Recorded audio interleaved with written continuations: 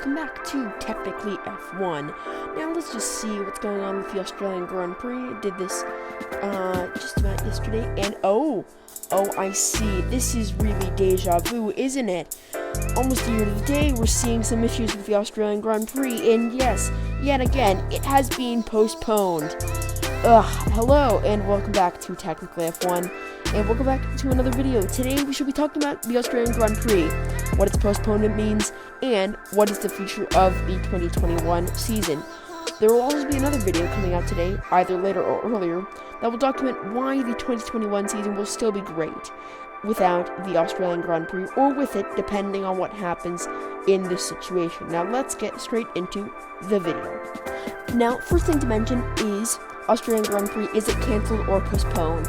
Officially, it has only been postponed. Even then, though, it started as only a rumor thanks to Craig Slater of Sky Sports News in England. Now, originally, it was just a rumor, and at the moment, although many people have confirmed it, F1 themselves, the people who actually run F1, have not confirmed it. What this means if it isn't postponed is that it's a PR disaster for F1, with an F1 race essentially being cancelled in the mind's eye of the world, and it not being cancelled. If it's cancelled, F1's just ruined the reputation of the Australian Grand Prix, and I don't know what they can do to fix it. But let's err on the side of caution and say it is postponed. What that means is that later in the season, when Australia is a little bit more COVID-friendly, or there are less regulations in place stopping F1 from having their race or make it logistically impossible, they will put it back in the season. Probably in mid-season or end-season. It doesn't look like they're going to be replacing the Abu Dhabi Grand Prix with that, so all those Adelaide fans of the old Australian Grand Prix, that's not really going to happen. Doesn't look like that at the moment. Sorry, but, we'll see. But it looks clear at the moment that that's what they're going to do. The other option is they cancel it.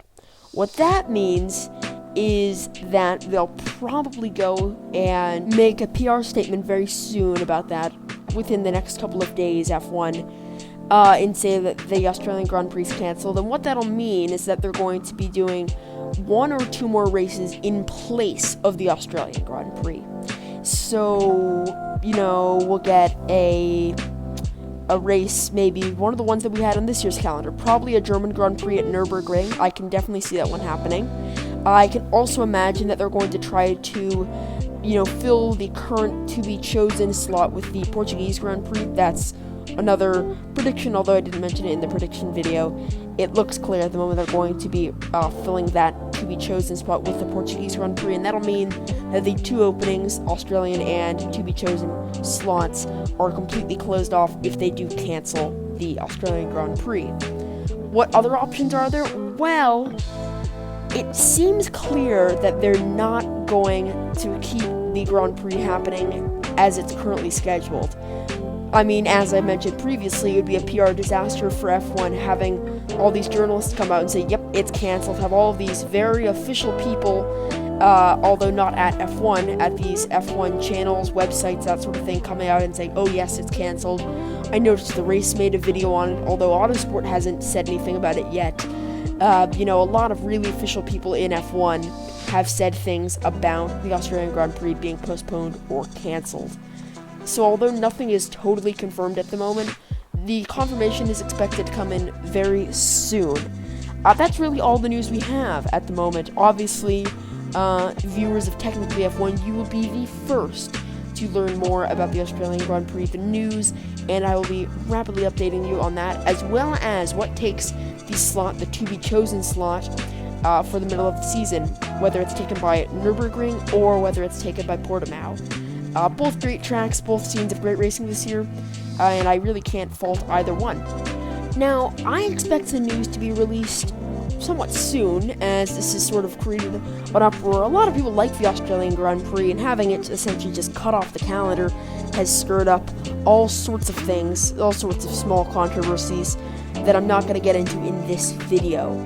But I expect it to be released within the next 2 weeks, the news about what's happening with the Australian Grand Prix. With it, I also expect them to announce the race that will be taking the to-be-chosen spot. So that's when you should be expecting that news, that announcement.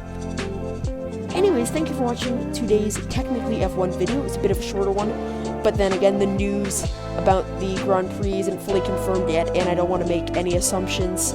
At this point, there's not enough news to make a much longer video.